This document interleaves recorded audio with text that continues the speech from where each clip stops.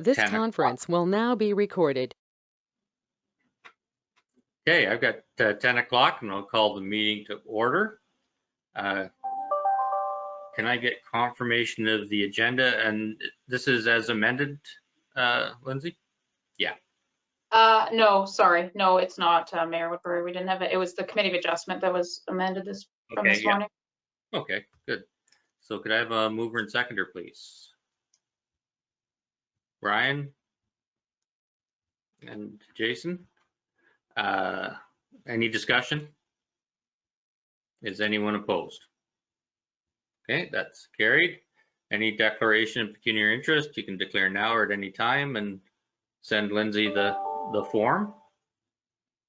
Now I need a mover and seconder for us to recess council this into a special committee of the whole meeting at 10:01. Barbara, and do I have a seconder? Jim, any discussion on that? Is anyone opposed? And that is carried. Need a chair, so I need a mover and a seconder and a suggestion.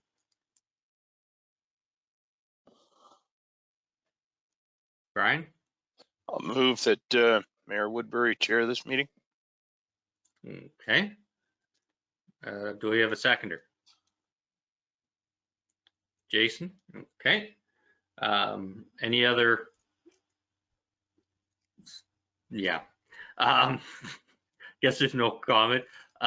Anyone opposed to the motion?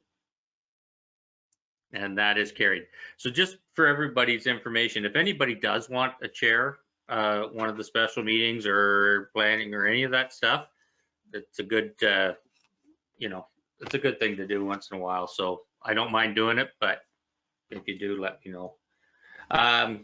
Next, we have the motion for Dave's report here, the BMA study, and I need a mover and seconder to put that on the floor. I'll move it, Michael. Okay, Michael and Martin. All right, Dave, I'll turn it over to you. Okay, if staff could just bring up the PowerPoint, thank you.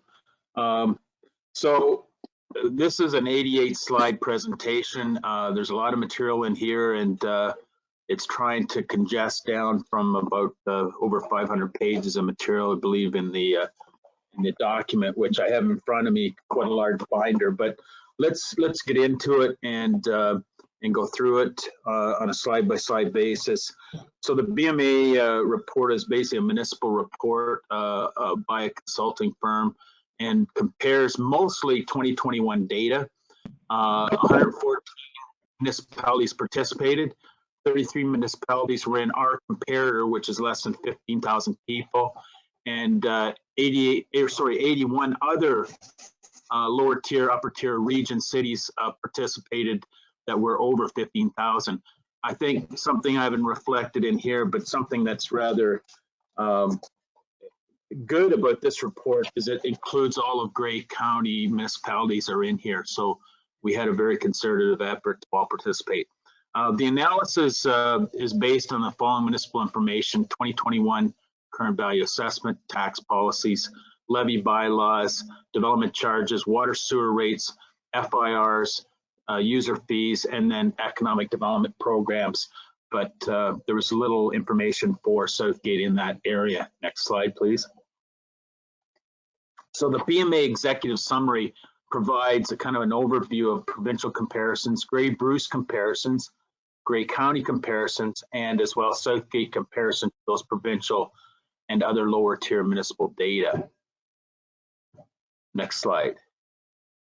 So the BMA report covers topics like age demographics, economic development, financial indicators, household data, municipal burden as a percentage of income, and it does look at both taxes and water bills. They separate that out, and we'll show you that later.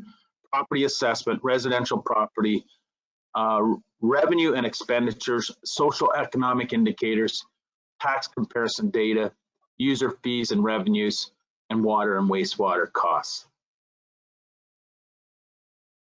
So the socioeconomic factors in this first section that we're going to cover covers the comparisons of land density, population growth, age demographic, household income, and property values.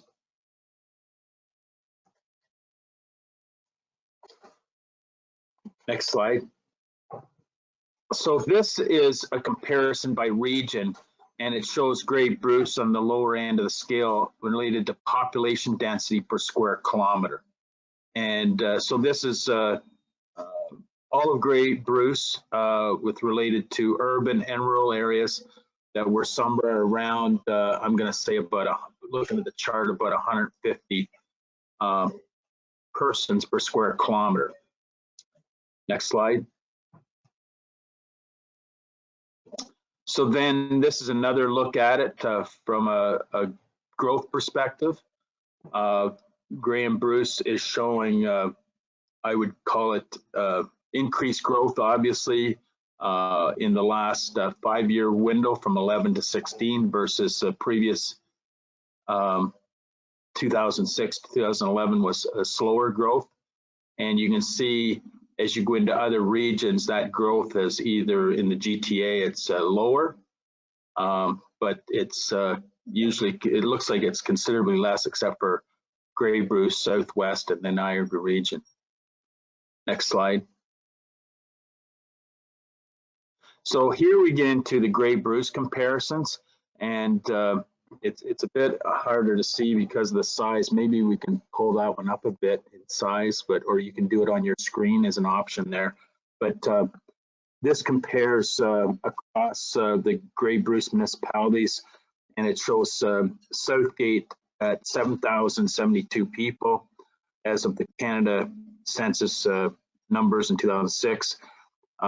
Let's see here, sorry, 7190 in 2011, and then 2016, 7354, and 2021, some data mining they were able to do shows us quite a bit more growth at 8,053.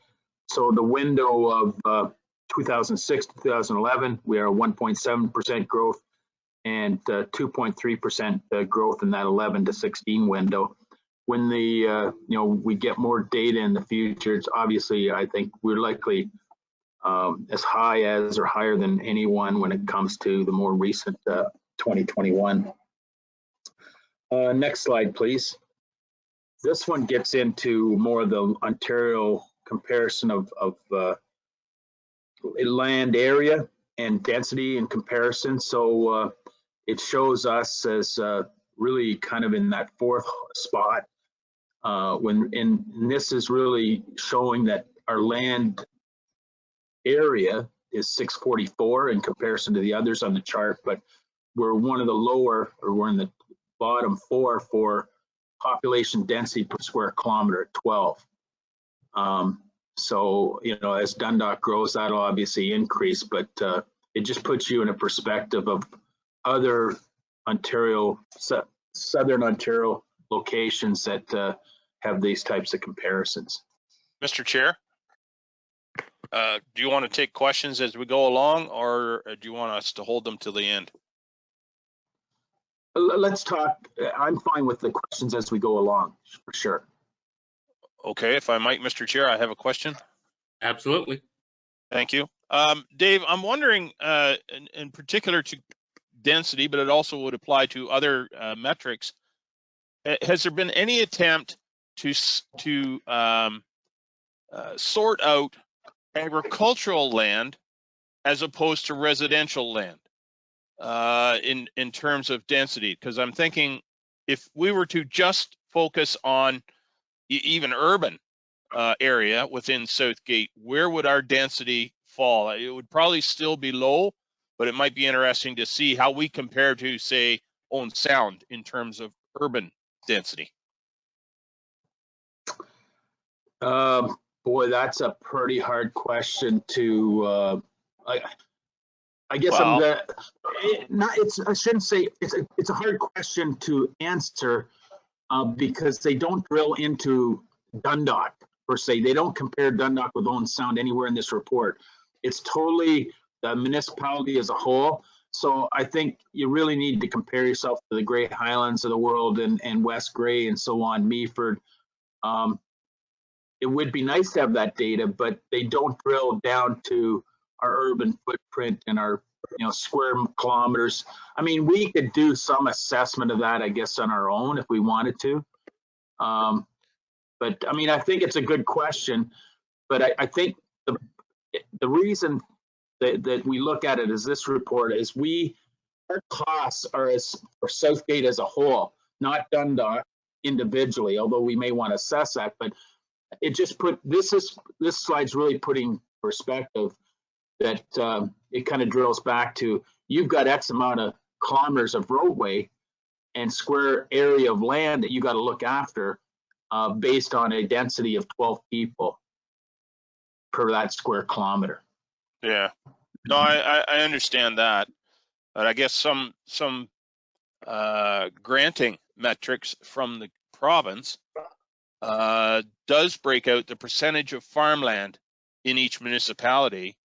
Yeah. So it would be interesting to see again, because our percentage of farmland would probably be different than, say, well, certainly different than Owen Sounds, but it may be different than Georgian Bluffs too. Yeah. Anyway, and all right, that's fine. To reflect back, there is some comparison in here. Let's just wait till we get to that and we'll maybe have that discussion again. But No, that's good. Thank you. There is a little section in here about comparison of I think farmland, or how just the perspective it's put in. But we'll continue on and kind of pause when we get there maybe. Next slide. So this is a Grey Bruce land area and density comparison. So it plugs us in that, Grey Highlands and Chatsworth and Southgate were pretty much in the same boat as far as density per square kilometer, and it shows that comparison. And then you can see the others, the ones that are high. Obviously, Hanover and Owen Sound are high because they're urban areas.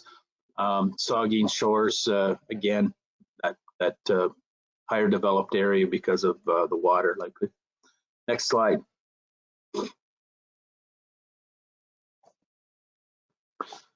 So this next slide is on age demographics, and it breaks it down to where people, the percentage of people 0 to 19, 20 to 20 to 44, 45 to 64, and over 65.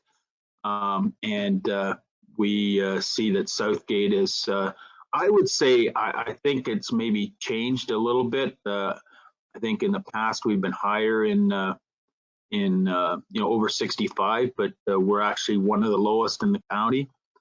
And we're seeing a fair bit of it in that 45 to 64 range, and a bit higher than others in that 20 to 44, which is a good sign. And then the 27% is obviously the younger bracket, and I think that's reflected by the Mennonite population area.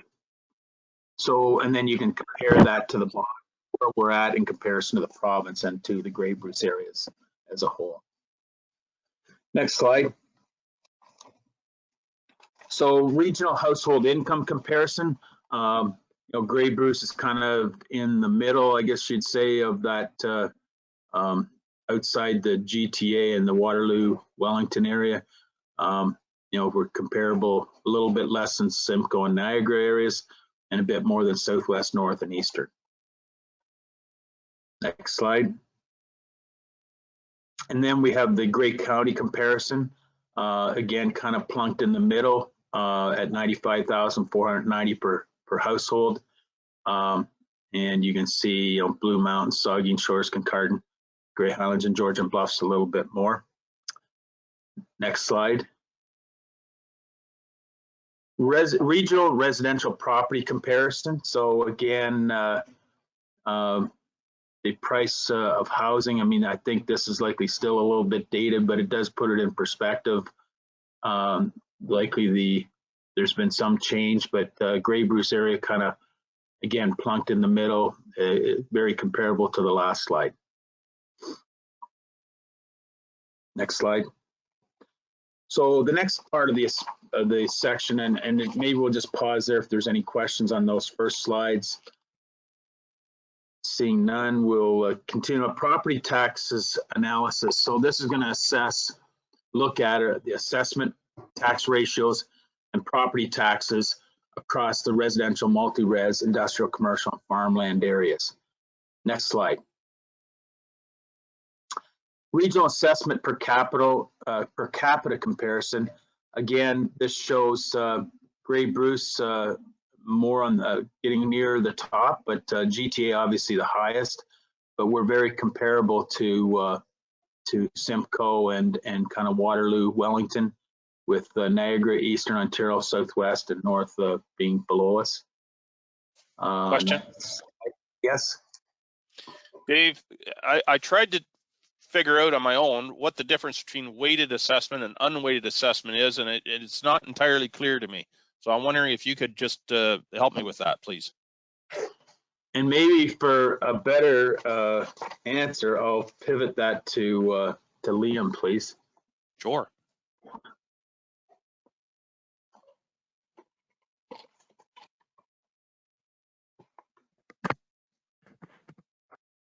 Sorry, I missed the question. Can you please repeat it?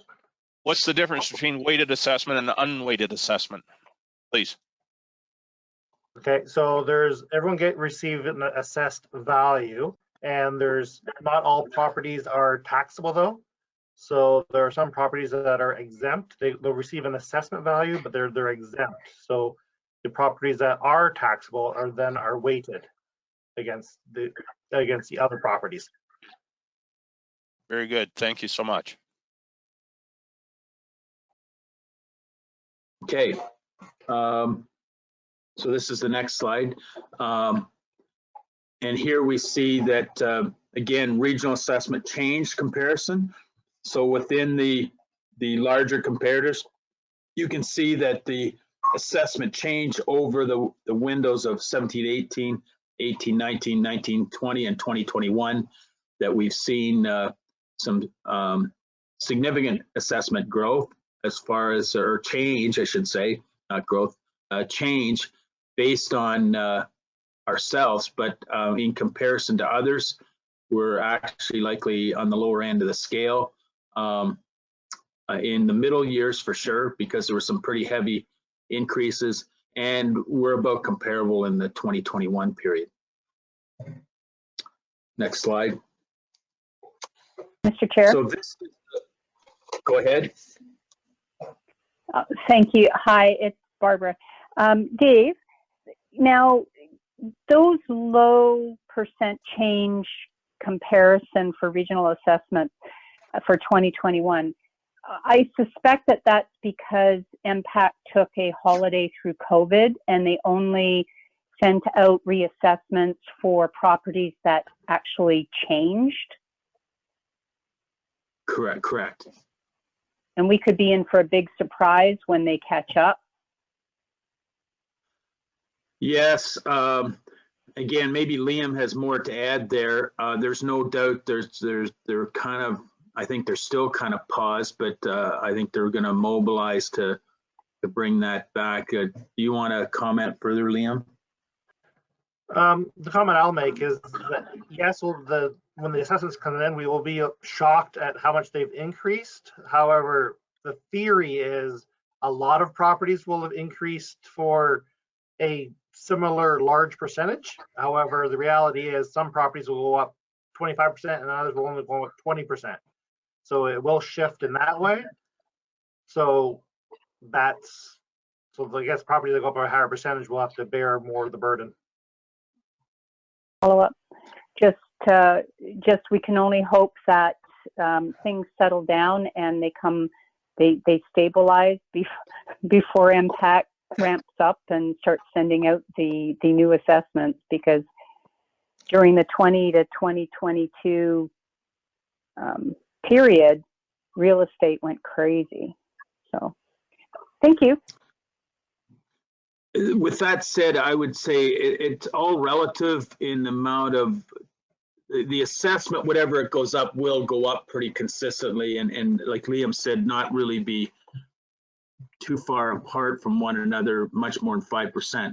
Likely new home construction will get a bit of a tougher ride, but they're definitely going up. But it's all relative. We just get more assessment dollars to deal with and change the tax rate to generate the same amount of revenue or whatever the increase may, plus whatever the increase may be. Next slide. So, okay, so back to this one. This is a look at assessment per capita, unweighted assessment, and it shows kind of the comparison of a per capita basis across the province.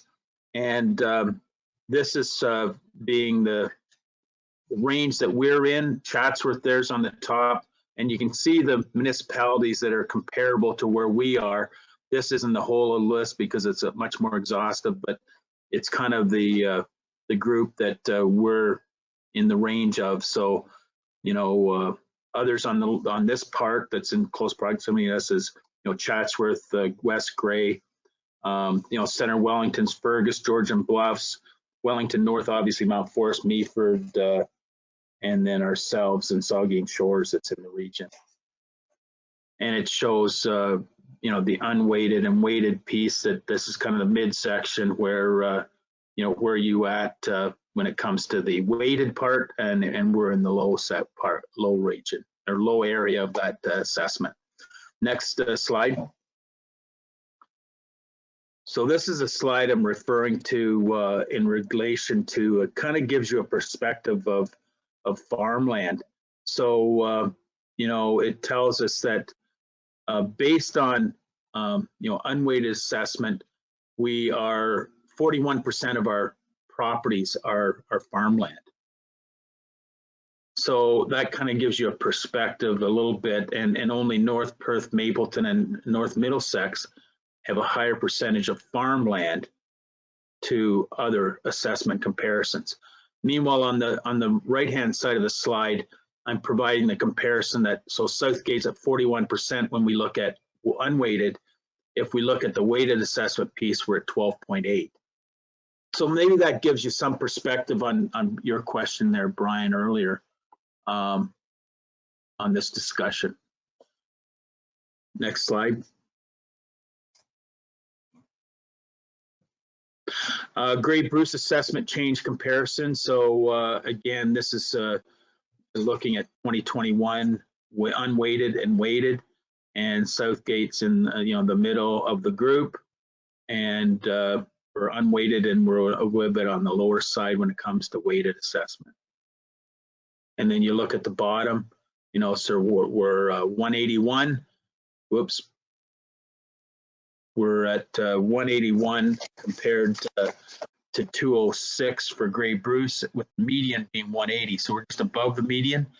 We're with the weighted assessment, we're at 126 compared to Grey Bruce average is 187, and the median is 161. So another perspective to look at. So Next it would slide. look like, if I could just jump in there, Dave, it would look like there's quite a spread between the weighted and unweighted assessment in Southgate. Correct. So there's a lot of land or a lot of assessment that's not being taxed. And I'm just wondering, typically, what category of assessment would that be? Is that a question for Liam, perhaps? Yes. Like, do we have a lot of churches in Southgate that aren't being taxed? Or I'm just curious to know what your thoughts are on that.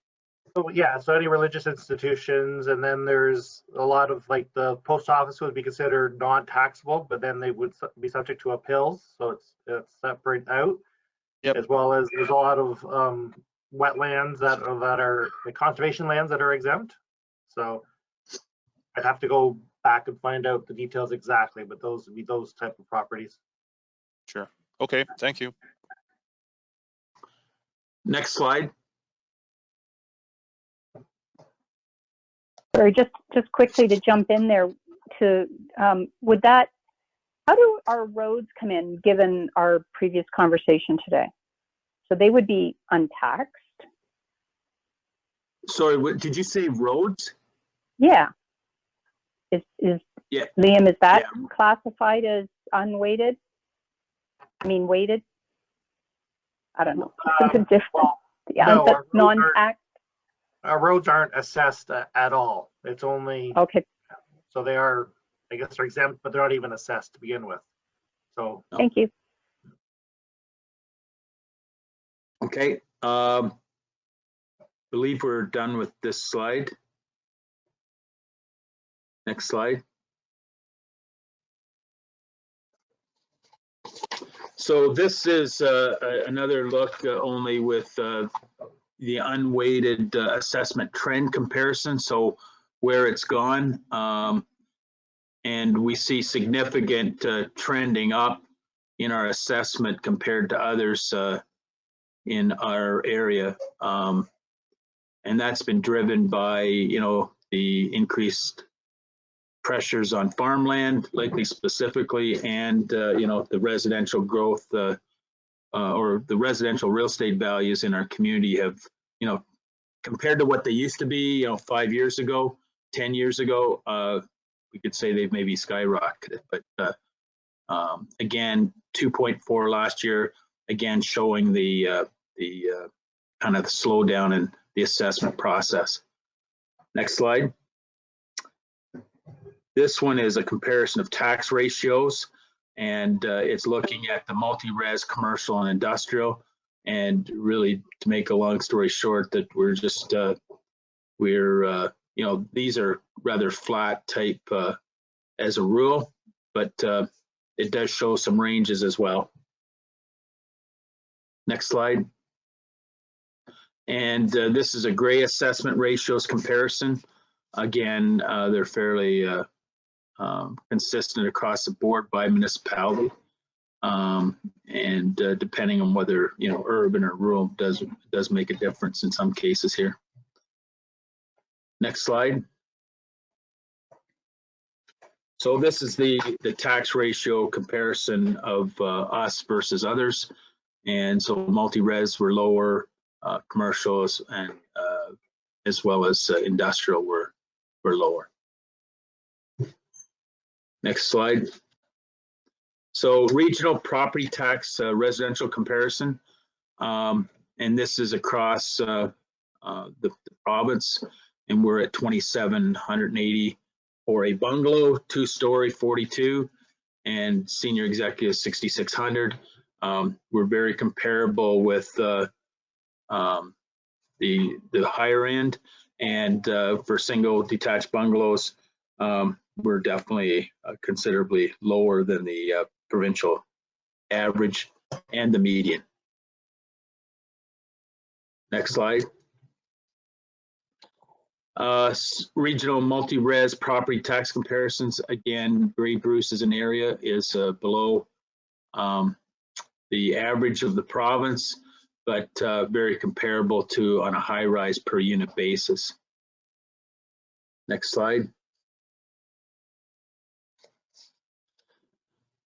Regional industrial property tax for industrial lands comparison, again, on a square foot basis, we're the lowest in the provinces as a group at 81 cents per square foot. Larger areas at 76 cents per square foot, and vacant land per acre 775. With you know, the comparisons down below, we're, you know, I would say significantly less in all those areas. Next slide. Regional commercial property tax comparison.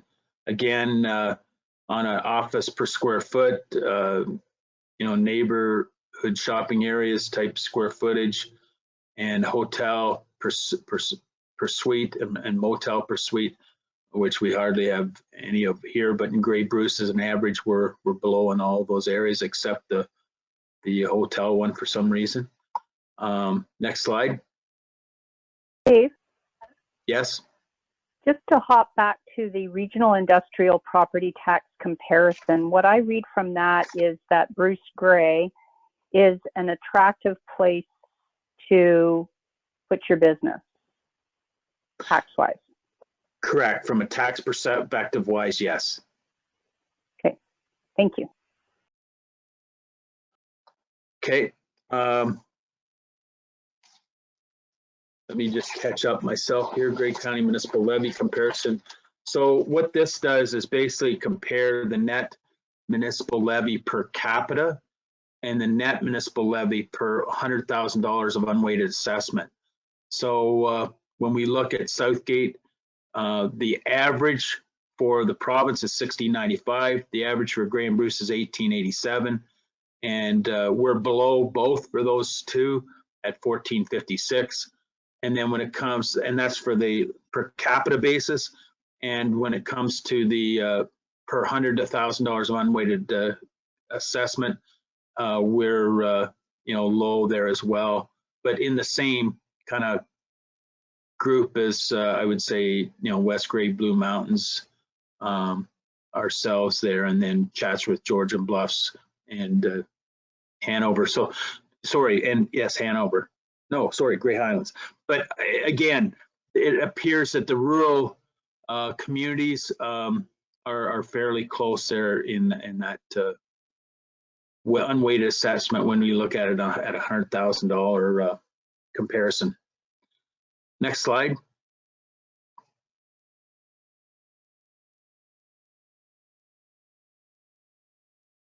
So Southgate property tax comparison, and this gets into comparing the total average for the province for the 114 that participated and Grey Bruce. So Southgate for detached bungalows is at 2705. The average for the province is 36, and we're right there with the Grey Bruce average.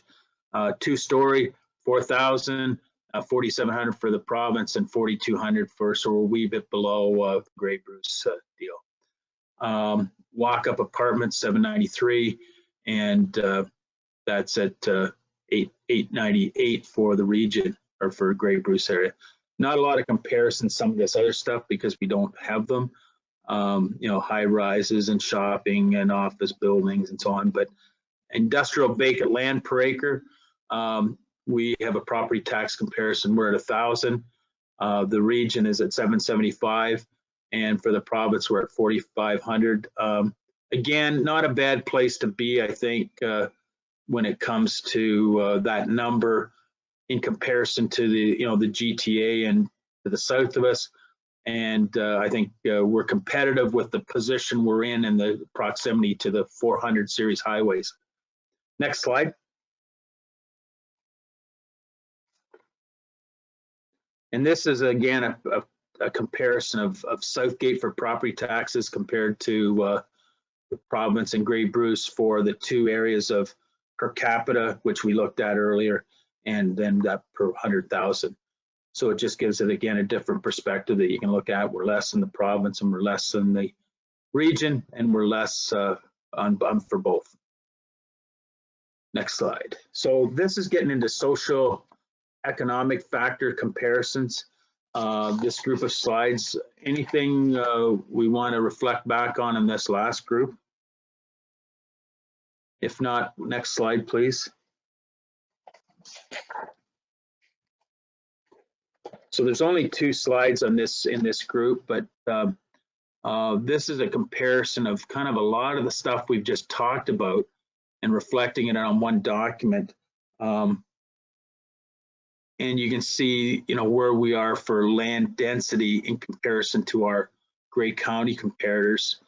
The next one above us in Grey Highlands and Chatsworth is we have West Grey, and then Georgian Bluffs. Neeford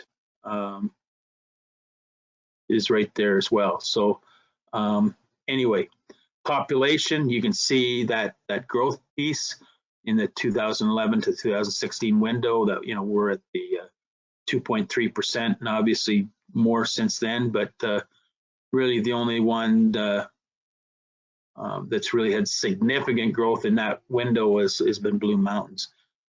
Building construction per capita, we're fairly strong here compared to everybody else, except Blue Mountains again is the real hotbed, and that 8,400 is going up each year right now for us.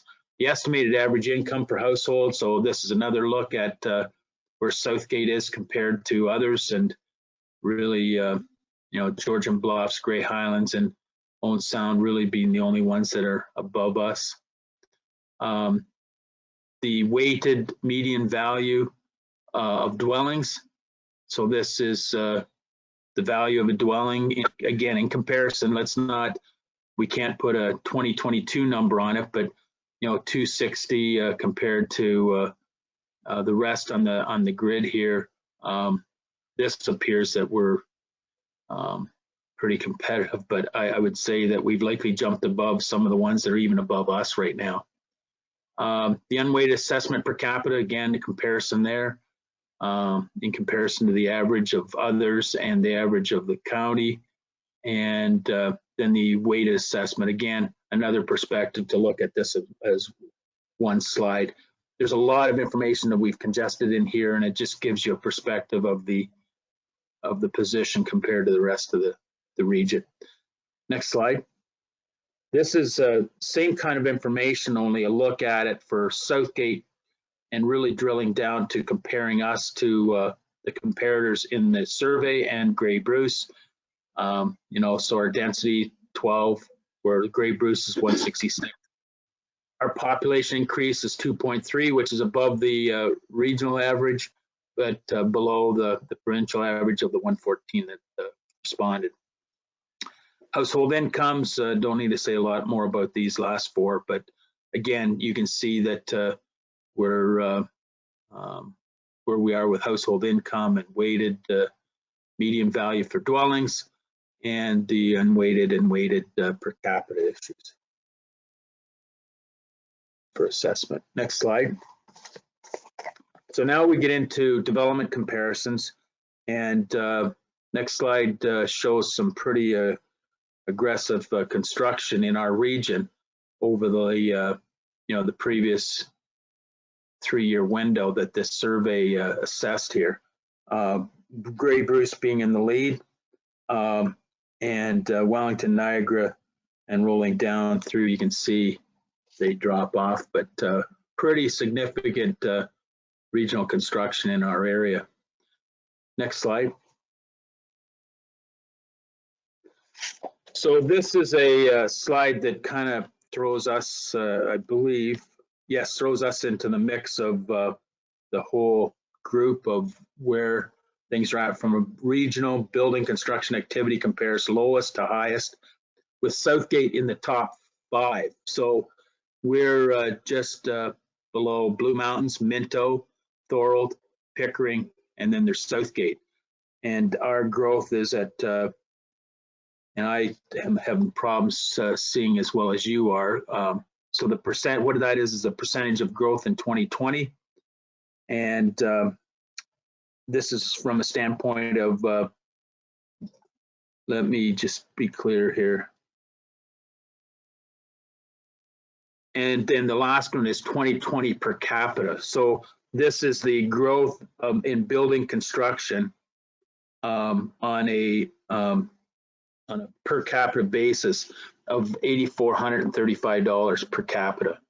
The average was $3,700 in the region, sorry, in the province, and $3,283 was the median. The max being $24,000 in Blue Mountains, and the minimum being $563, I believe that number is.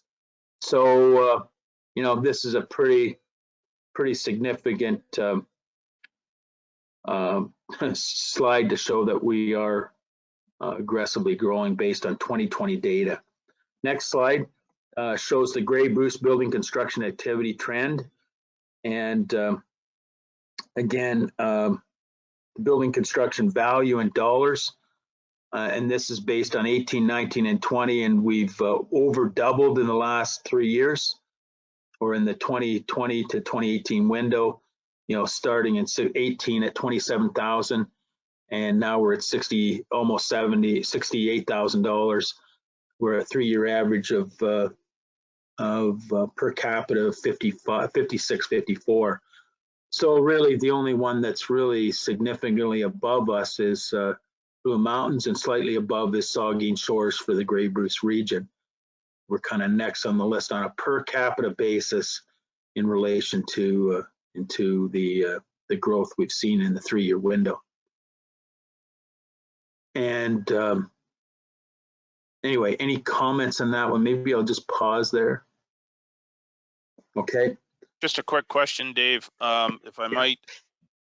Building construction, does that include the cost of the land or no? I'm going to say no, but Okay. maybe Bev can comment on that. These, I'm sure this data is just reflecting on building permit data that impact mines or gets out of the system. Right. Bev, do you want to comment on that? And my assessment, I would say it's the permit value that they put, the value of construction they put on the permit, which is significantly less than the value of the home on the real estate market. Right. Thank you. Just the house, just the house. Dave, Okay, the next. Barbara here. Yes, go ahead. I do find it interesting, and I wouldn't even hazard a guess as to why, but Grey Highlands is, you know, tracks slightly above us in values. Is that just their permitting, or their, you know, their resident, the builders are putting a higher value on it? How does that work, Bev?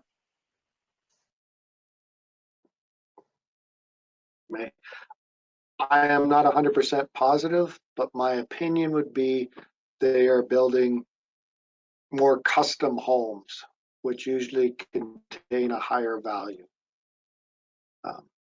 From experience, I would say that is what is going on. I'm sure a lot of their building is in the Beaver Valley area, so that would impact it highly. I think the better numbers is don't look to the right, left, look to the right, and that 3-year average per capita. Remember that this doesn't take into account the size of a municipality, where the per capita really drills down to, you know, they're at 2430. Sorry, I'm wrong. Grey Highlands 4619, and on a per capita basis, you know, we're like $1,000 or $1,000 more than that. So that's a lot of building.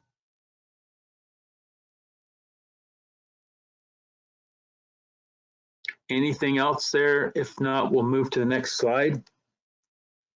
So this is an interesting slide from the standpoint of, you know, with the building activity, you know, what are we charging compared to others? The only municipalities that are below us for permit fees is really Chatsworth, Kenora, and West Grey, and we're at $646 per cubic meter, or sorry, per square meter of residential. And then when we roll it out, what that average permit value is on property valued at 297,000, I think it says. We're about $1,000, and they're just 1,079. Where the smaller ones that are the ones I just mentioned are at about $900. So, and everybody else goes up from there. We're in that lower echelon of group. Next slide. This is a comparison of DC charges and building permits. So development charges on a single family home, we're at you know, 29,000. That's, now remember, this is including county development, and then our building permit is at about 1,070, or is that 1,079? Like if you compare for the province, that we're about 40, they're about 40,000 average. and 2394 for a building permit, where Grey Bruce is averaging 17,395 and the residential is 1701. But again, the 29,000 is reflective of the building pressure and the services that we need to have in our development charges, and we can I think our competitiveness in comparison to the GTA and the 401 corridor and our proximity there helps us, stay at that $29,000 number or justify it. Next slide. Thank you. Southgate DC and building permits compared. So this is another look at it that we pretty much covered in the last slide, but just another different look. Next slide. So this is now about financial indicators and sustainability. So it's the ability to provide and maintain services and infrastructure levels without resorting to unplanned increases in rates or cuts to services.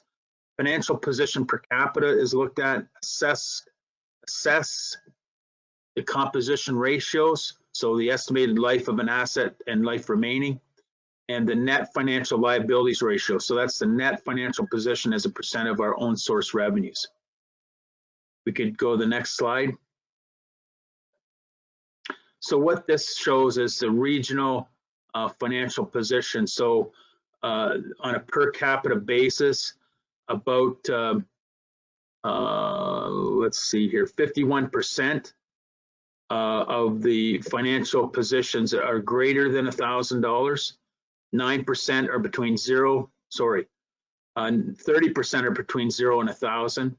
Less than 1,000 is 10%, and 0 to 1,000 is 9%. Next slide. So what this is again the comparison to Grey Bruce, and I'll maybe just roll out to the 20 because that's the most current data. But we see that Southgate is at $482 per capita for financial position. So the financial assets less liabilities. I'm not sure if there's any questions there. We're less than the Grey Bruce average, and we're less than the Grey Bruce median.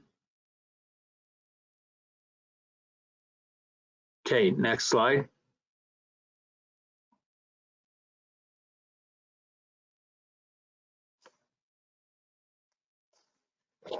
This shows the Grey County comparison for Southgate at 482.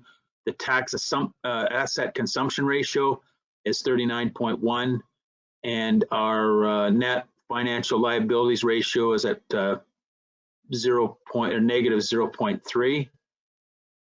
And we're in comparison to 0.6 in that area. 39.1 for tax assumption compared to 43.9, and 482 compared to an average of 842 or 848. Sorry. Next slide. Can I ask a question in there, please? Just to go back to that, if Dave or maybe Liam describe tax asset consumption ratio. What is that, please?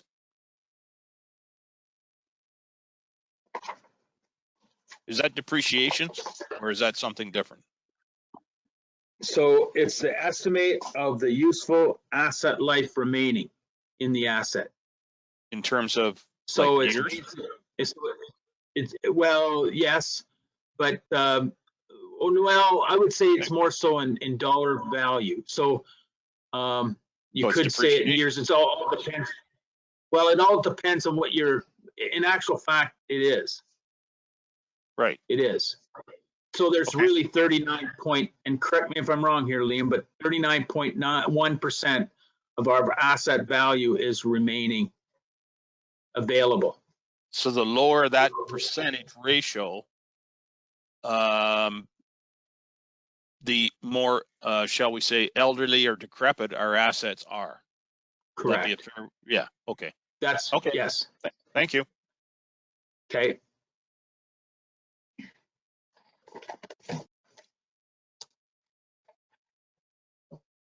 Okay, I got to catch up here too myself. Okay, here we are. This is a sustainability comparison. So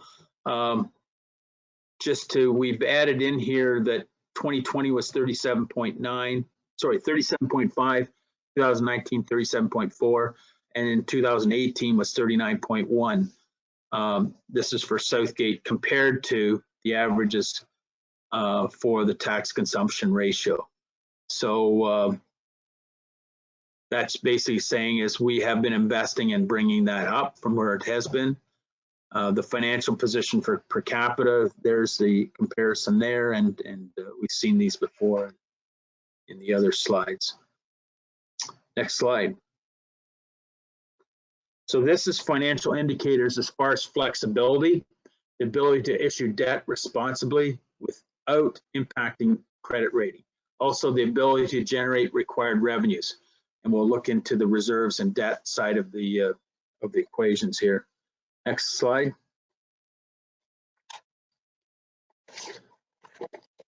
So the first one in looking at reserves, is the flexibility. In reserves, we look at three things: is the tax discretionary reserves as a percentage of taxation, the discretionary reserves as a percentage of own source revenue, and reserves on a per capita basis. Next slide. So this is showing what the wastewater as a percentage of own source revenue are, and this is basically a kind of this is a provincial slide, but it also shows the blue, that's green. Blue is the water percent is own source revenue, and then tax reserves is the red as a percentage of own source revenues. So there's quite a few municipalities. 75% of the municipalities have a fairly substantial investment in water and wastewater reserves, and somewhat less in tax reserves for own source revenue. And you can see that 25% of the provinces respondents are in that lower section. Sorry.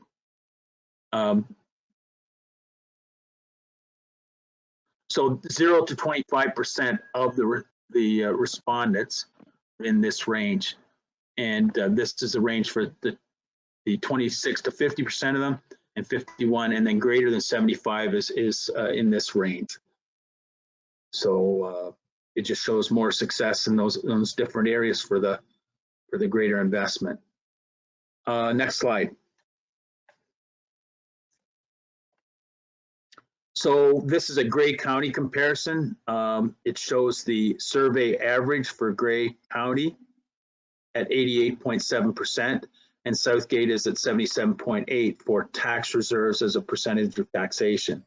Tax reserves as a percentage of own source revenue, we're at 61.7%, the average is 69.8%. Tax reserves per capita, we're at 755, and the average is 912. Tax debt charges as a percent of own source revenue, we're at 4.7%, the average is 4.2. Tax debt outstanding per capita is 588 compared to 685, and tax debt outstanding per capita is 166 compared to 457. Tax debt outstanding per own source revenue, we're at 41.2%, and the average is 37.1%. And then the debt to reserve ratio, we're at 0.5, and the average is at 0.7. Any questions on that slide? A lot of information there. Okay, we'll go to the next one.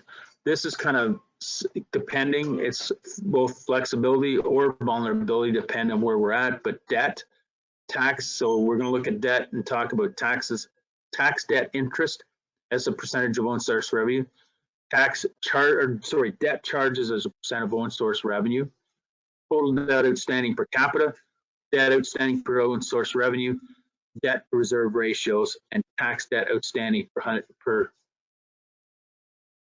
I think that's per 100,000, we're missing a zero, of unweighted assessment. I know it is. It's not per 10,000. Next slide.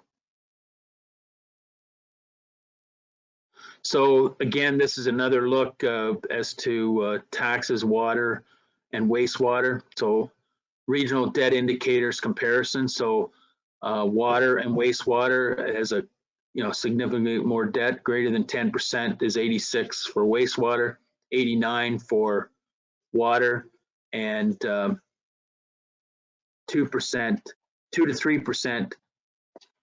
Hold on here. 0 to 1% is 63% for tax debt. 1 to 2% is 19, 2 to 3% is 13, and 3%, greater than 3% is 5% of the municipalities. Next slide. Regional tax receivables as a comparison of taxes levied. So you can see regionally, the region of Grey Bruce is up there with Simcoe County and Niagara region compared to others. Next slide. And this is a Grey County debt comparison. So we'll compare ourselves 77.8% as tax reserves as a percentage of taxation, where the average is 88.7. Tax reserves as a percentage of own source revenue is 61.7. The average is 69.8. Tax reserves per capita is 755 compared to 912 average. The tax debt charges as a percent of own source revenue is 4.7 compared to 4.2. Tax debt outstanding per capita, 588 compared to 685. Tax debt outstanding per capita is 166 compared to 457. And debt outstanding per own source revenue is 41.2 compared to 37.1. And then the debt to reserve ratio, we've seen this one before, 0.5 compared to 0.7.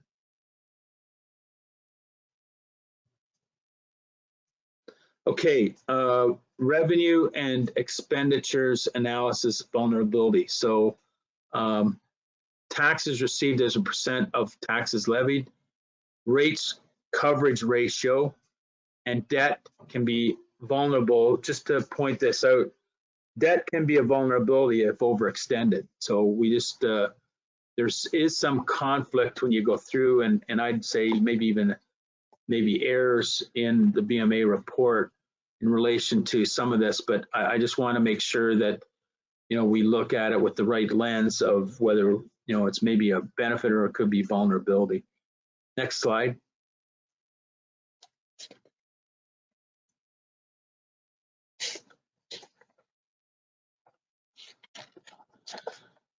Okay, Grey County vulnerability comparison. So the average is 6.2.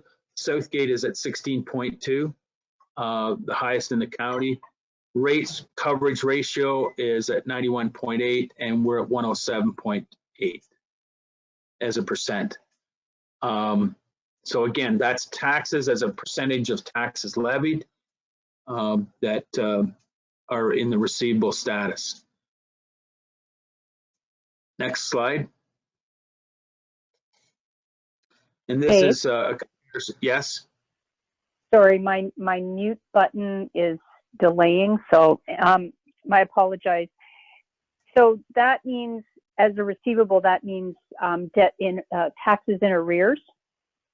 Correct. 16.2%.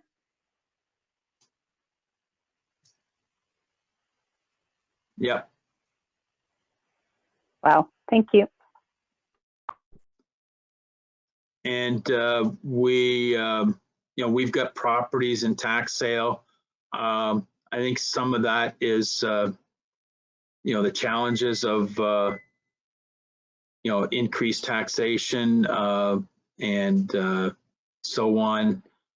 Some land speculation. I mean, we do have some properties that people, thought that, hey, great, we're buying something. But it's, I'm just kind of sharing, some of the knowledge we discuss when we're in these tax arrears meetings. They think they've got this promised land, but there's no building envelope. So when it comes to tax sale, there's no interest in the property, and it will be, who knows, maybe somebody will buy it for the next challenge. But Liam, do you want to comment on that further? You know, there's definitely progress being made there, but anything you want to add? Yeah, I just wanted to clarify, the 16.2% is as of December 31st, 2020. So it has come down since then, because we did do a tax sale at the end of 2020, but we didn't finalize the sale and collect the proceeds until 2021. And then in 2021, we have further progressed on collections. So we are I'd say significantly bit lower. We're still not low. I'd say 60.2 we were high. I'd say we're probably mid now, as opposed to the average of 6.2, which is low. Like we Thank had, you very much. we did have a couple properties that had significant outstanding that were taken over by the mortgage holder, and that's been since settled. One property sold, and the other one he's keeping relatively current now. So, but that was there was some big ones back then that we've sorted out. Next slide. So this is revenue expenditures analysis. You know, again, a look at vulnerability. It'll assess municipal levy per capita, municipal levy per 100,000, tax reserves as a percentage of taxation, as a percentage of own source revenue and per capita, tax debt charges as a percentage of own source revenue, total tax debt outstanding per capita, and tax debt outstanding per capita and own source revenue, and then a debt to reserve ratio. Next slide.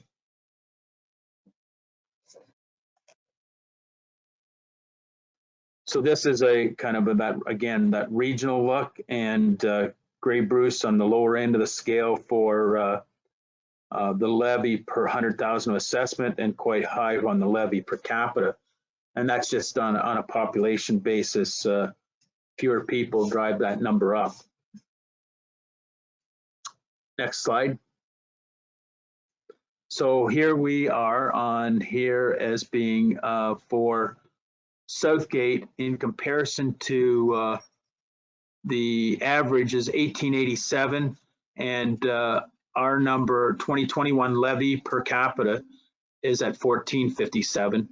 On a 2021 net levy per 100,000 of assessment, we're at 1149 compared to 1088. So we're low when it comes to a per capita, and we're in the middle when it comes to net levy per 100,000 of weighted assessment. Next slide. Dave, just a second, please. Yes. Go back, please. So looking at that, and I see $717 of net levy per 100,000 in Blue Mountains. That seems a little bit disingenuous for Blue Mountains, the way that they have been describing themselves at county council the past, well, considerable amount of time now.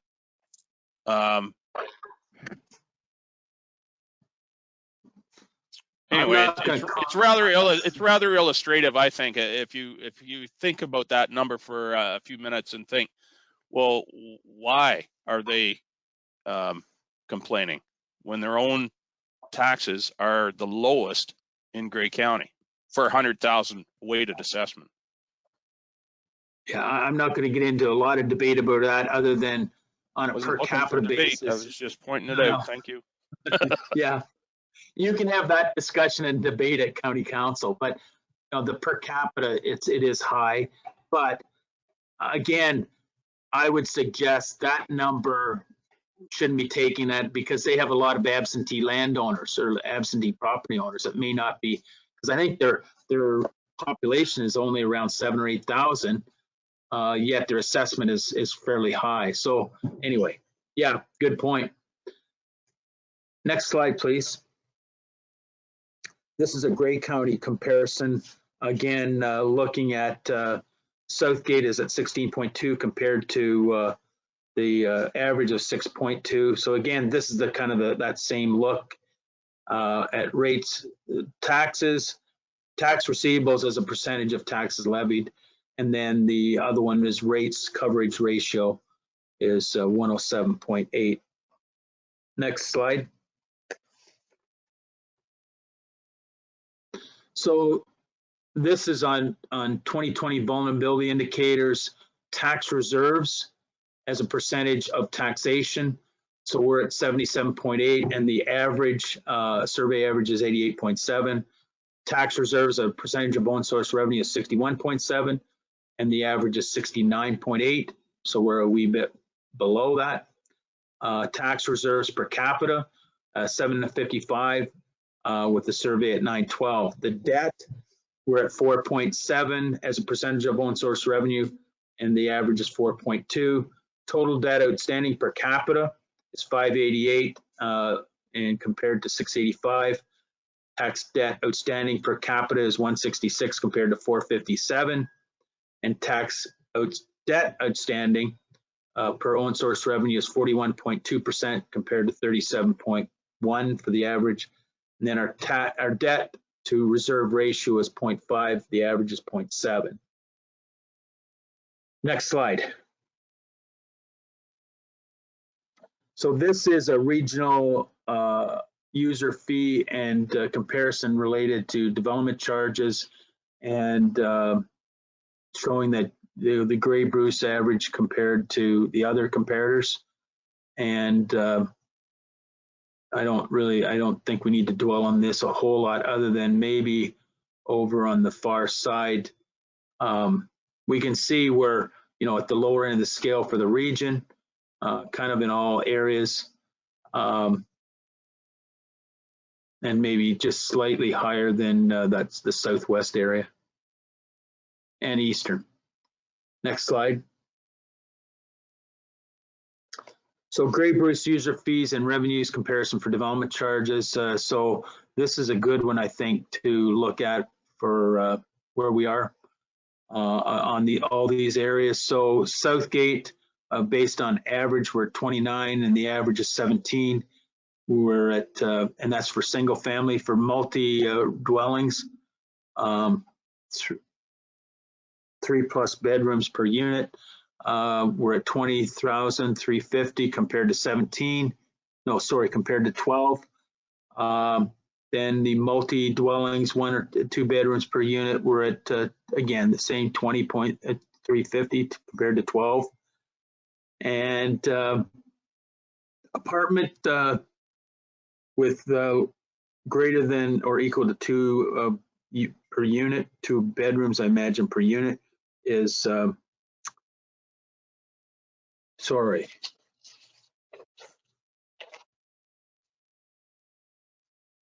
I am behind on my piece of paper, but anyway, let me just go back here. We're at 18 compared to 10, 13 compared to 9, and then non-residential commercial and the industrial, we're at 918 and 457. And sorry, 1199 and 1199 compared to 855 and 833, I believe. Next slide. Dave? Yes. Just this chart will come in very handy, I think, when we're reviewing our development charges bylaw. Yes. I'm sure they'll factor that in. Yes. I don't disagree, but I think we still have to. I think we would be better to go to a different comparison. Like maybe the previous slide might be more beneficial than this slide. Just go back one if you don't mind. I mean, I get your point, but I think we need to worry about the competition to the south of us. Correct. Yeah. Like that Simcoe Muskoka Dufferin comparison might be better for us than Owen Sound. Right. So, but anyway, good point. We need to be cognizant of where we're at, but we need to be able to. But we are the southernmost gateway to Grey County, so we're the closest in proximity to, as you say, Dave, to the migration from the south. Yeah. I think that Alliston, Orangeville, Shelburne is better comparisons than to the north of us because that's who we're, I would say, competing with. And but at the same time, we need to make sure our development charges are right so we can properly support growth and not burden the taxpayers with something they shouldn't be paying for. Dave, if I Next slide. forget to thank you, I think this exercise has been really good, especially in evaluating, where we are compared to Gray and Bruce, but also in relation to where the growth is coming from. So if I forget to thank you, thank you. Yeah, not a problem. I thought when this was first brought forward, like, what the heck are we getting into? But I took a shot at it, threw it at department heads, and they've reviewed it. And but it's just pulling the data out and taking the time. We can use this as a template, I think, in the future to pull it back off the shelf and shove in the new data. But there was a lot of copy pasting and then kind of pulling the data together to try and make it consecutively make sense. And I hope that's done that. And it's provided ourselves with feedback as to maybe where there is some weaknesses and maybe where we need to, as a municipality, puff our chest out that we're doing pretty well. But there's no doubt we're leveraging our reserves. Maybe they could be higher, but it's sure saying we're not sitting on a pile of reserves that should be put out there to upgrade infrastructure. And maybe there's things we need to look at to increase our reserves to better manage some of those assets too, because our asset value life is showing below half life left at 39.1. So anyway, let's continue on.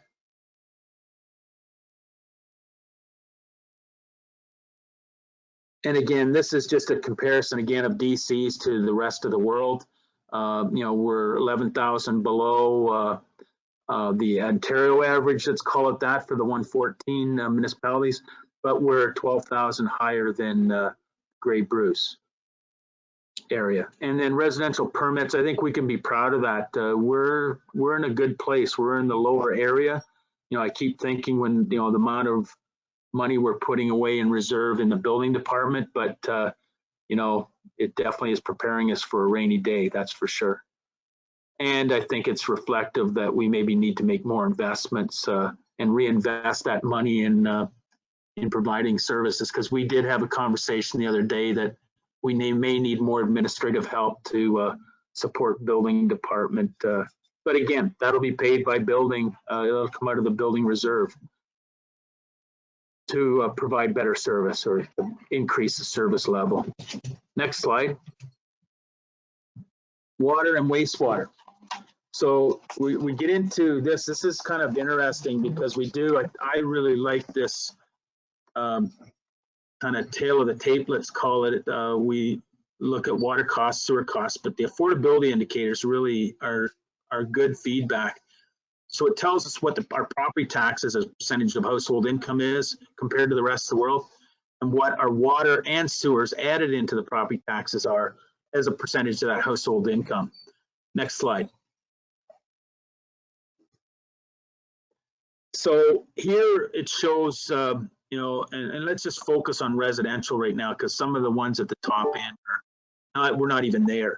But on average, residential, based on 200 cubic meters of water and about 5/8 inch service, the average is 1174, the median is 1124, the minimum is $590 a year, and the maximum is 2188. So let's take that forward and go to the next slide. And this is a regional, Grey County comparison for these same water sewer costs. And for some reason, some didn't participate. But again, I'm going to just focus on the residential, because I think the rest are relative or not related to our area.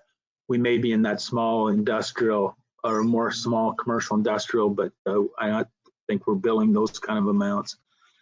So where's Southgate? We're at 1467 and the average is 1174. Grey Bruce's average is 1371. So we're a wee bit higher than that, than our average, but you know, we're very comparable with Grey Highlands and below Meaford, very comparable with West Grey as well. You know, Blue Mountains have more critical mass as well as Owen Sound and Hanover. So that, but Owen Sound is not, it's fairly close to us as well. Next slide. So water sewer costs of services, and again, this is a Southgate comparison.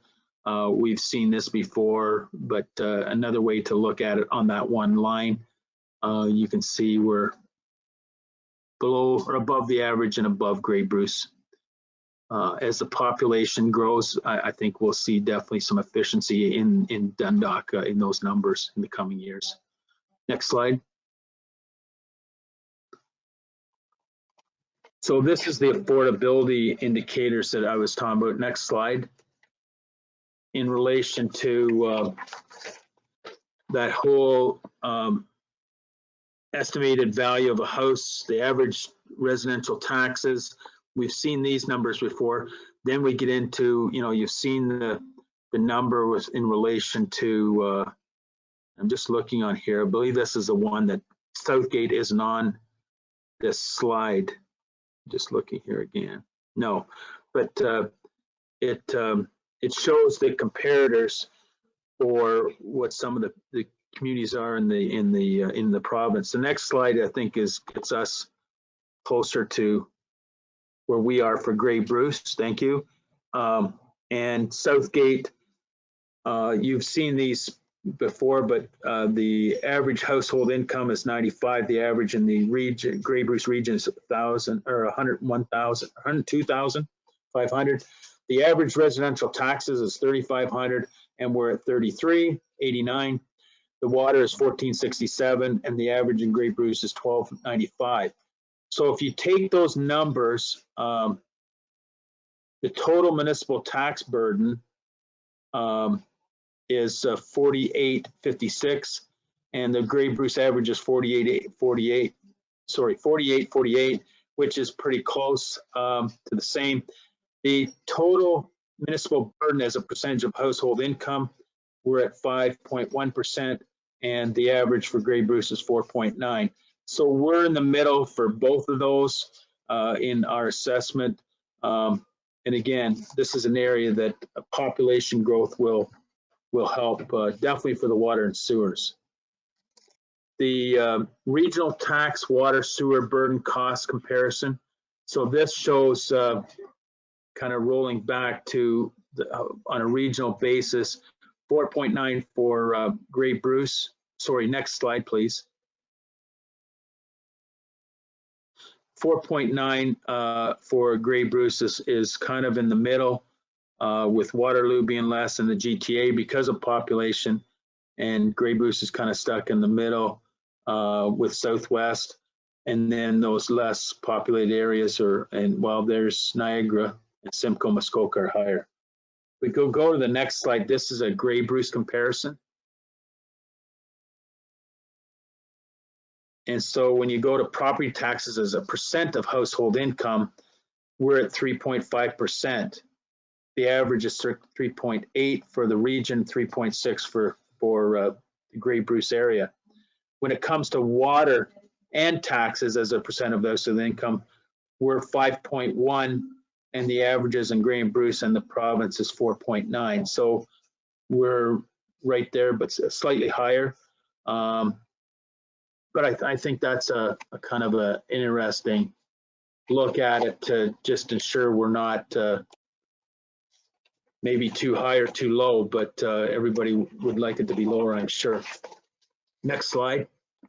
And again, this kind of drills down to a tighter assessment of, our property taxes in comparison are in a good place on a household income, affordability, and then water sewers is slightly higher, But again, growth will help that number. Stormwater fees. So I throw this in as likely one thing that has been underdeveloped,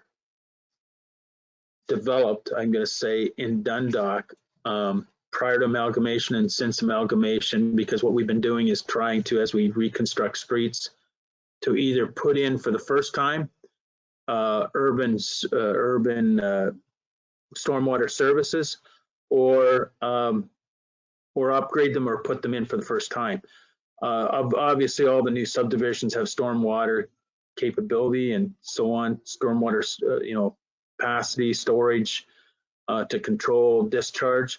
But I'm throwing this in, and don't try and find Southgate or anybody else on here, but this is a list of stormwater fees that are being charged on an annual basis as a urban area rated charge. So White Church, Stouffville, Vaughan, Newmarket, Guelph, Aurora, Mississauga, St. Thomas, Ottawa. Yes, they're bigger centers, but North Middlesex and Middlesex Center are not massive, communities. And I'm thinking that we need to, if we're going to properly manage as part of climate change and get better stormwater, because Dundalk is not a desert, it has its water challenges, that we should be looking at this kind of a urban stormwater fee to generate income for the municipality that would support better maintenance, I'm going to say, and new infrastructure being put in place. So I just throw that out for discussion because I think that's an important thing to consider in this document. So if I could ask a question, Dave? Absolutely. So what I understand from you then is that the stormwater services put in the new subdivisions, and as we replace them in the streets and so on, or install them for the first time, those costs are not area rated. Is that correct? Correct. They are paid out of the general tax base, as opposed to the water and sewer pipes. When they're replaced or installed, they are taken out of the area rated reserves. Correct? Correct. And so when we construct a road in the rural area, we're basically providing stormwater as ditching, like open ditches and maintaining ditching and culverts, that sort of thing. But I think it's a more robust infrastructure and effort in rural or in the urban center to put in catch basins and storm pipes underground and all that sort of stuff. So that hasn't, as you can see, other municipalities have considered it and done it. I think that's something that needs to be put on our radar to at least collect something. Yep. Thank you. And build a reserve to do so. Okay, so this is a kind of an interesting look. The comparators in some cases aren't great, and in some cases they are, but I think we have to take it for what it's worth. And so this is really a comparison of Southgate operational costs compared to averages, compared to medians, and compared to a municipal range. So general government in Southgate is $165 per capita, including amortization. The average is 116, the median is 111, the range is from -27 to 290. And don't ask me how people get to negative, but I think somebody's playing with numbers, or they're generating revenues to offset it that may be in the wrong bucket. I'm not going to go there, but it just gives you a perspective of there is ranges. Fire, less than 15,000 people, we're delivering the service at $55 per capita, where it's 101 average and 93 for median, and somewhere between 55 and 190 for to deliver that service as a range. Policing, less than 50. I hope the fire chief's not looking at this. No, he wasn't allowed to attend. I think he is here though. Anyway, No, I mean, hey, well done. But, anyway, police, less than 15,000 people, we're paying 145. The average is 251, the median is 220, and the range is 145 to 556. Conservation authorities, I'm not going to go into 14 compared to 15. Protection inspection 11 versus 17. Public health 3 versus 21. Hospitals 25 versus 6, and some people may jump there a bit, but we've made a lot of contributions in the last few years to Markdale and Mount Forest, so that's why.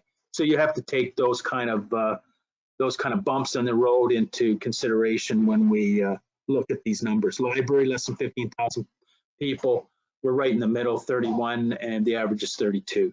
Cemetery, $4, and the average is $4. Now, I've got something here, I've qualified this by saying Southgate cemetery revenue as a percentage of expenditures is 38%. So this is some data I mined out that I thought was important. And the average is 63% and the median is 52%. So, it's pretty affordable to get into the cemetery in Dundalk. I think we could look at upping fees to better cost recover that operation. Next slide. So this takes a look at operational costs on a roads perspective, net cost per lane kilometer, including amortization. So paved lane is Southgate is 1956, and the average is 9,514. Unpaved lane is 1553, and the average is 7710. I think in some cases here we may need to look at some of these ranges too, because again, this is the average of the whole deal. Winter control, and this is roads only. Southgate's 572 and the average is 1819.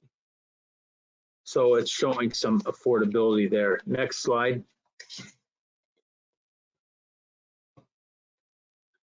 So this is operational costs, and it's net cost per capita, including amortization. So the last one was,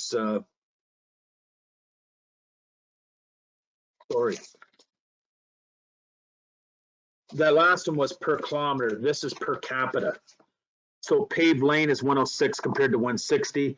Unpaved lane is 116 versus 50. I kind of questioned, that was one that kind of jumped out at me that I don't know where this, according to this, we'd be better to pave all our roads, but that doesn't make sense to me. Bridge and culvert, 47 versus 15. This is just saying, hey, we got a lot of bridges compared to the rest of the world and culverts. If we've got water, we got to flow it someplace.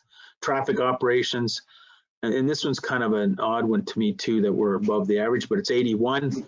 Protection and inspection is 11 versus 17. Winter control roads only 71 versus 37 on a per capita basis. Winter control sidewalks and parking lots 8 versus 7. And street lighting is $3 versus $10 per capita.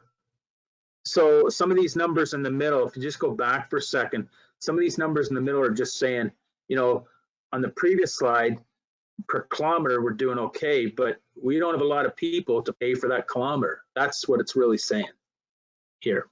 Next slide. Waste collection. So Southgate is paying $24 per capita, and the average is 11. Waste disposal is 30, and the average is 10. Waste diversion is -14 versus an average of 29.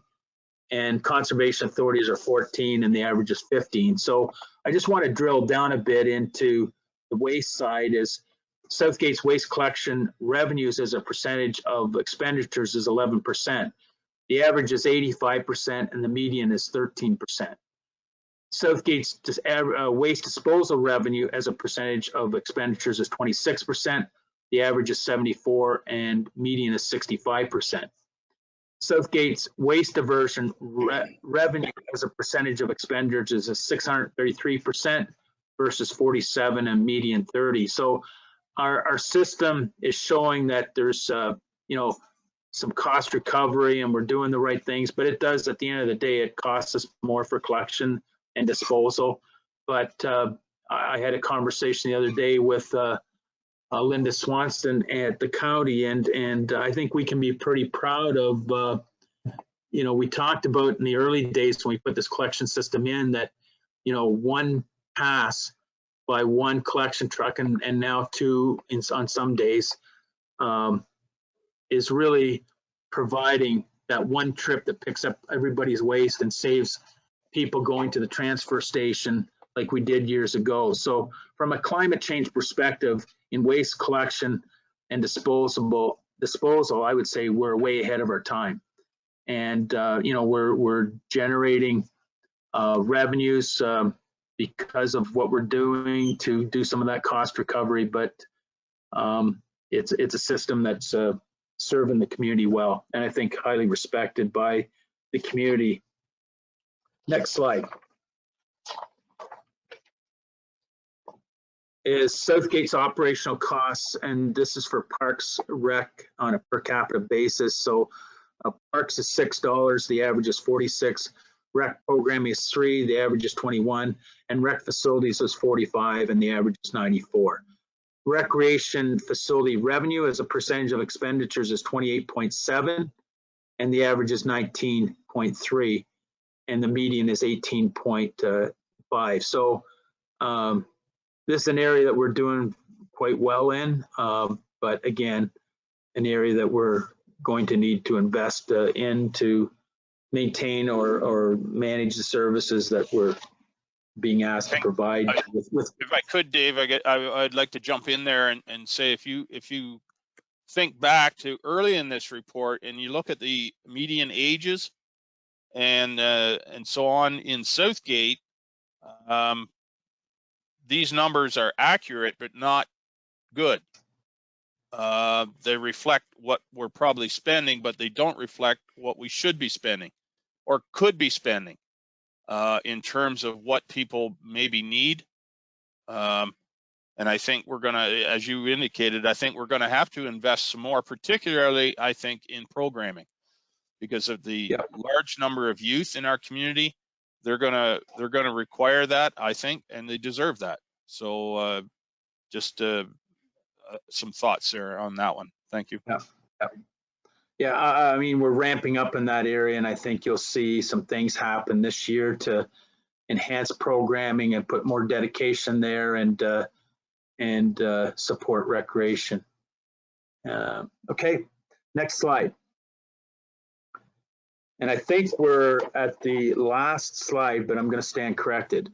Other lower tier services, again, on a per capita cost basis. Planning, $6, 18 for average. Southgate's planning revenue as a percent of expenditures is 85%, and the average and median is 51 and 36%. Commercial and industrial on a per capita basis, Southgate is $7 and the average is 25. Building permit and inspection services were at $30 and the average is 24. Agriculture and reforestation is 1 and we're costing 6. So that's, I believe there's no other slides, correct? I don't see it flipping, and that's the last one I have on my list. So that's the scope of the report. And if there's any summary questions or comments, we could entertain those, but we'll leave the presentation at that. I have a question, John. Yep, go ahead, Brian. Thank you. Dave, as you indicated, there's a lot of information here, a lot of data, a lot of metrics to consider. What are your thoughts on what do we do with this now? I mean, it's very interesting to go through this, but what do we do with it now? Well, I think that was a rhetorical question. No, I know, I get that. You know, is there things like maybe there's things in here that we want to reflect on, you know, our maybe updated reporting on the tax arrears. take a deeper look at, maybe management has to look at, is our reserves enough? Departments look at, is our reserves enough in certain areas? But I think relatively, if you go through this, bang for the buck, from a tax perspective, from a water perspective, for the size we are, I think we're doing fairly well. But I mean, I think, each member has this, and they may want to review and reflect on it, and if there's questions or there's something we might want to go a bit deeper on. But I think one thing that we should do is take this and update it annually, and take another look at it, and kind of, because it's a high level look at what we're doing and how we're doing and why we're doing it. Agreed. But if I could, Mr. Chair, I think what I would like to see is, as you indicated, the data analyzed maybe a little closer regarding perhaps the top 5 critical pieces of data.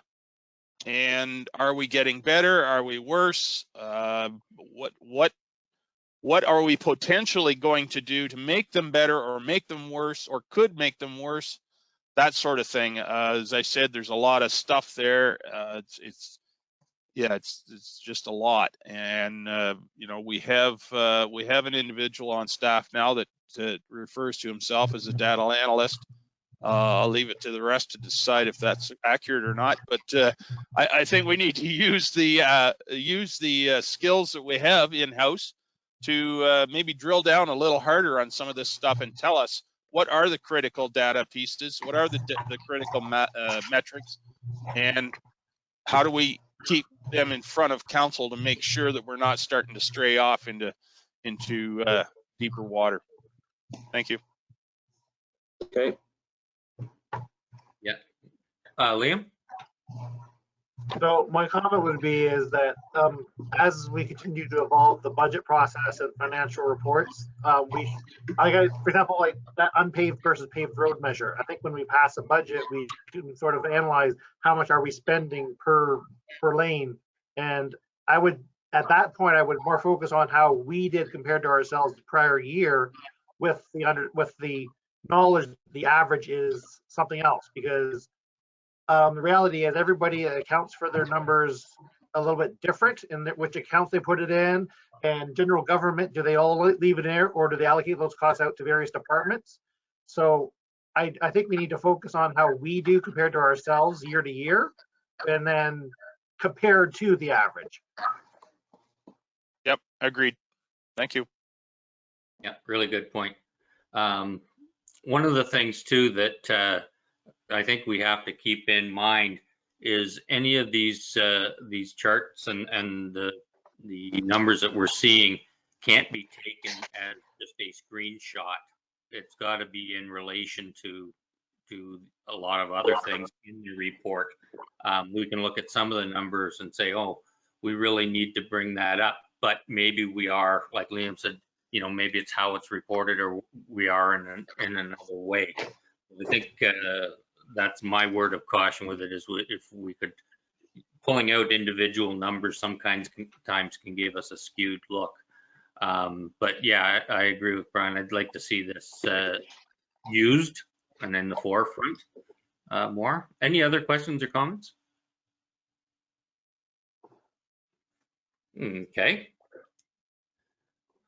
Barbara?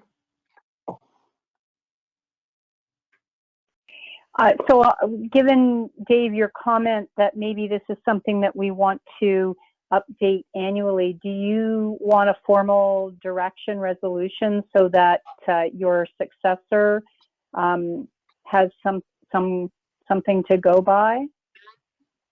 Or is the resolution before us sufficient? Because right now I think it's just received for information, and what do we do with it now?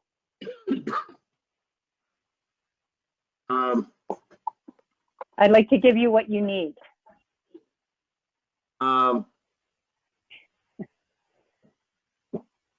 maybe, I mean, it's in a kind of, we're kind of in a cumbrous position because you may as well give it to the wall as give it to me, because I mean, I can pass that on, but maybe direction to the clerk to make sure this gets brought up as a report by departments or by the new CAO in 2023.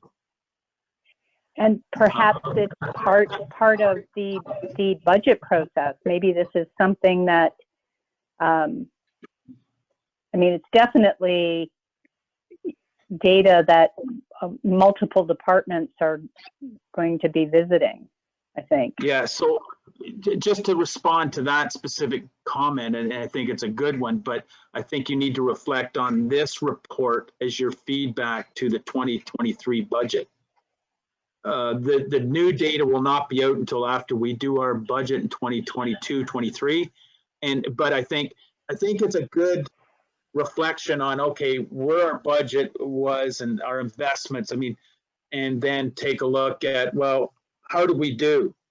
It's a measure of where we need to pivot and reflect on for the following. In 2022, obviously, you know, we need to take a look at tax arrears and reserves, but prepare us from this report into the 2023 budget discussions. And, you know, like you said earlier, development charges, it's going to help us feed into that discussion as to where we are competitively. But again, I urge you to don't be afraid to put development charges up if you don't, and those services or assets, new assets are needed, we can't burden the taxpayers either. So that's a kind of a double-edged sword there. So perhaps Lindsay's working on something that we could move an amendment or an additional clause to just, you know, I'll let Lindsay craft that. I think that's the best way, because the clerk's department could time activate that for the new CAO when they. Is that something that I'm thinking? Everyone should be able to see it on the screen. Dave, Liam?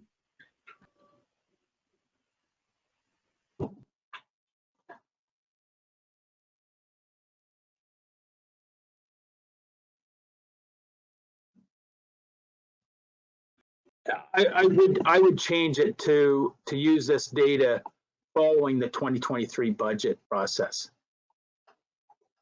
because I don't think it's going to be of any use to you for the 2023 budget process.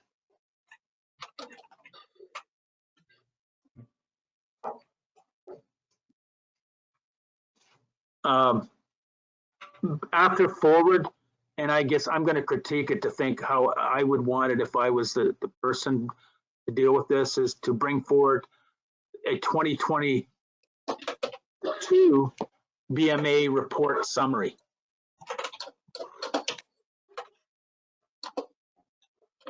As a report, no, just get rid of report summary, and use the data following the 2023 budget process. Okay. And I think too that this will get Mayor Woodbury, I think this will get it in front of the new council's eyes as well, because I think it's quite an eye opener.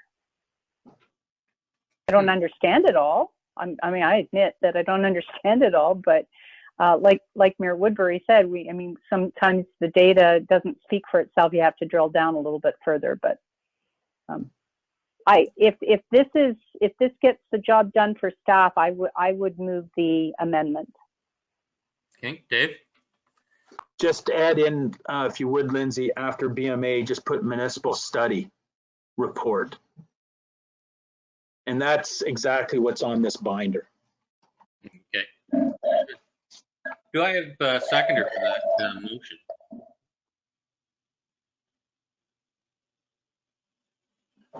Sorry, I can't see. Brian is there. Okay. Any discussion on the amendment? Seeing any, is anyone opposed to the amendment? Okay, that is carried. So now if there's no more discussion on the amendment or the motion as amended, is anyone opposed to that motion? Okay, and that is carried. Now we can entertain a motion to resolve back to the special council meeting at 11:45. Barbara and Jason. Michael. Okay, any discussion? Anyone opposed? Okay, that is carried. Now, do we need this motion with the same amendment now, Lindsay, or no? It just gets updated automatically because that's what was coming out of the committee, but I can put it on the screen if council wishes. I don't think we need to. We just look I at it. don't, so yeah. Okay, so I need a mover and seconder for the motion. 8.1. Brian and Michael, you were going to second the last one, so. Yep, that's fine. There, any discussion? Seeing none, anyone opposed? Okay, that is carried. So thanks, Dave, and staff. That's a lot of work in that, and as they say, a lot of ciphering.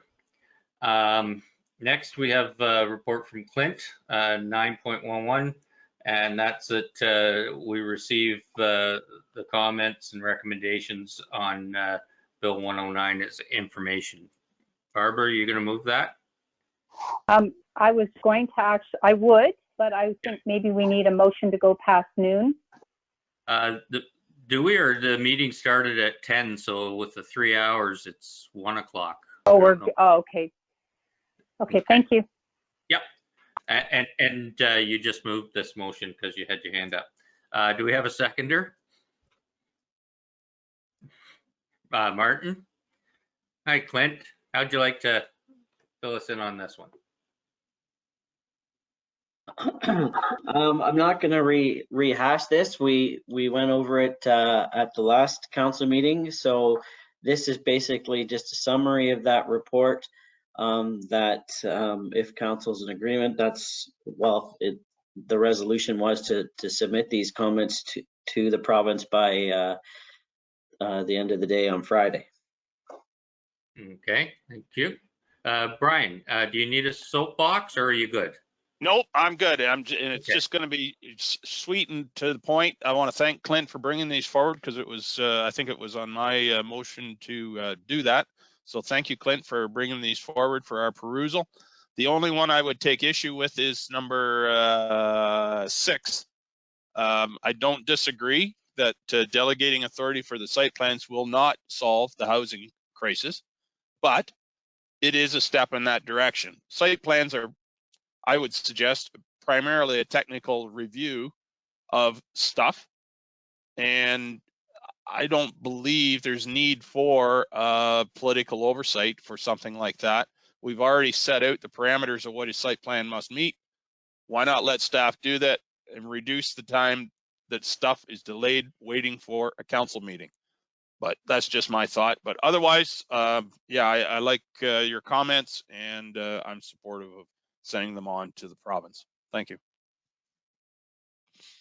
Thanks, Brian. And I 100% agree with both the site plans, and that then frees up council to get into more things like the study we just looked at and long-term planning instead of that. Any other comments about this report? Okay, not seeing any. Anyone opposed to the motion? That is carried.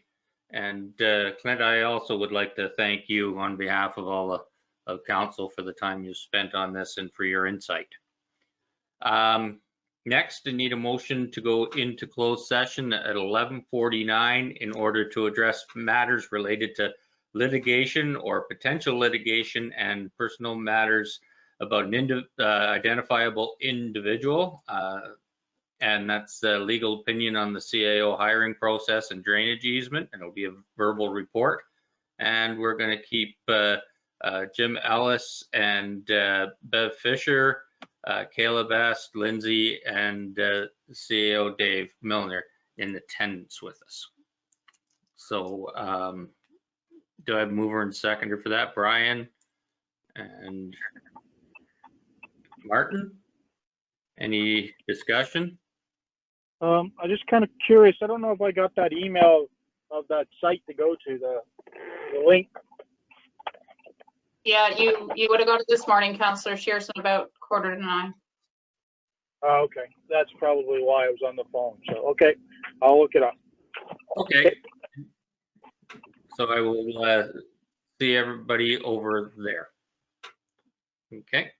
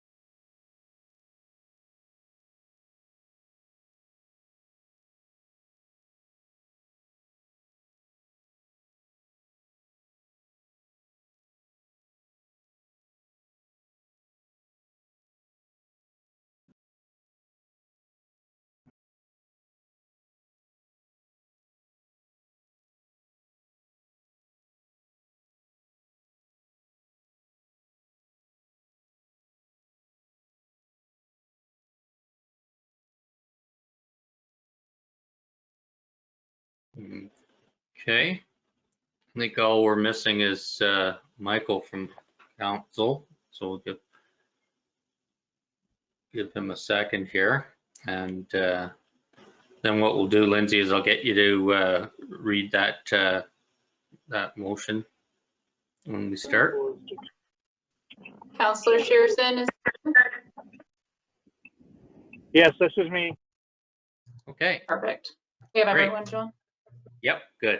So I'll just confirm that the only matters discussed and closed were the ones that we said going in, the verbal reports for the legal issues and identifiable person. And Lindsay, if you could read the motion that we have coming out. Yep, thank you, Mayor Woodbury. So motion for 10.1 on the agenda, be it resolved that council receive the verbal report and legal opinion on the CAO hiring process and a drainage easement as information, and that council direct staff to proceed with the recommendations as outlined in the legal opinion received on the CAO hiring process and the drainage easement as discussed in closed session. Great, thank you. Can I have a mover and a seconder, please? Well, Brian and Martin sneezed, so I think his hand did go up. I saw that.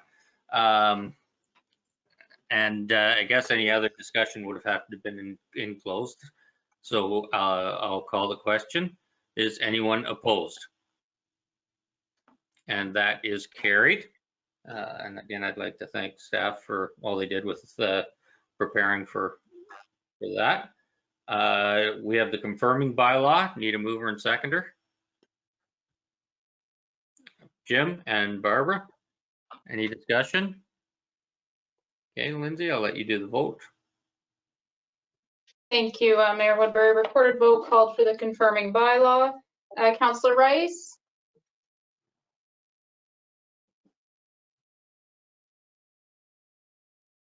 You are putting your thumbs up and saying yes. Yes, sorry. Yep. That's okay, thank you. Councillor Shipston? Yes. Mayor Woodbury? Yes. Councillor Shearson? Yes. Deputy Mayor Milne? Yay. Councillor Delbreen? In favor? Councillor Frew? Yes. By a vote of 7-0, that's carried. Great, thank you. And Brian moves that we adjourn at 12:27. So thank you, everybody. And it was a productive meeting, although my head's still spinning from all the numbers before. Enjoy the rest of the day. Thanks.